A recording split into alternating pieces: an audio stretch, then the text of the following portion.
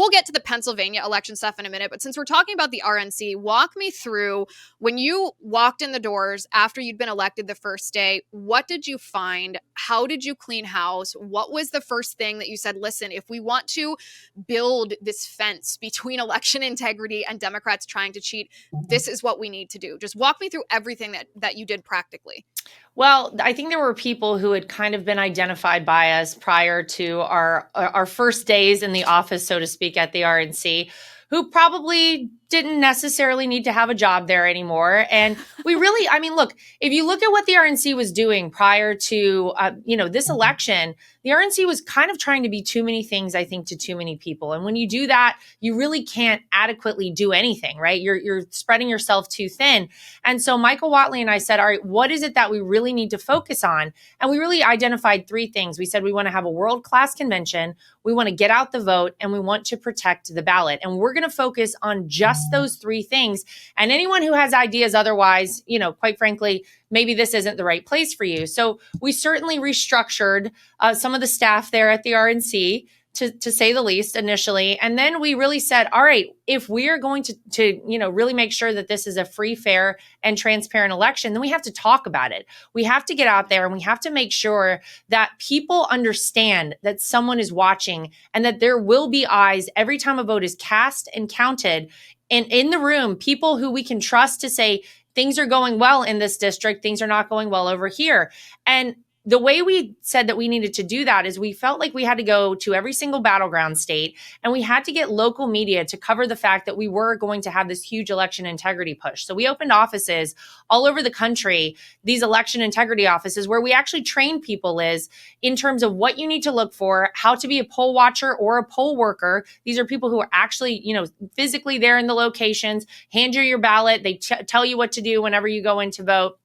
We could train those people. And so whenever we would open up one of these election integrity offices, Michael Whatley, the chairman, would be there. I would be there. We had great people like Pam Bondi, the former AG of Florida. We had Matt Whitaker. We had a group of people who would go so that we could garner some local press, because not everybody, gets their news from the traditional sources of, the media apparatus, Fox News, MSNBC, CNN. They get local news. They might turn on their 6 o'clock or 11 o'clock news every day, and that's what they see on their local station. They don't have cable. And so we said, we've got to get this local media attention on this so that people know we're doing this work and they know someone is watching and they know that they can go out and vote and it will count and it will matter. And so that's sort of how we started it. And then we said, all right, we're going to have to get people to come be part of this team. We're going to recruit people. And we put a really lofty goal out for ourselves of 100,000 people to work in these polling locations as poll watchers and poll workers. And we got 230,000 people, Liz, at the end of this, trained as poll watchers and workers all across the country. We blew through the 100,000. And we were kind of nervous, to be honest, to kind of put that out there. And then on top of that, we also needed to get some lawyers. We had to have lawyers every time you had, in these swing states, you needed people there who were going to be watching, who could identify problems, who could directly, deal with those problems if they occurred. And we had 6,500 lawyers spread out across the country who we trained. And most of these people, by the way, were volunteer attorneys. We taught them election law, what they needed to know for that moment and for the day or the week that they might volunteer.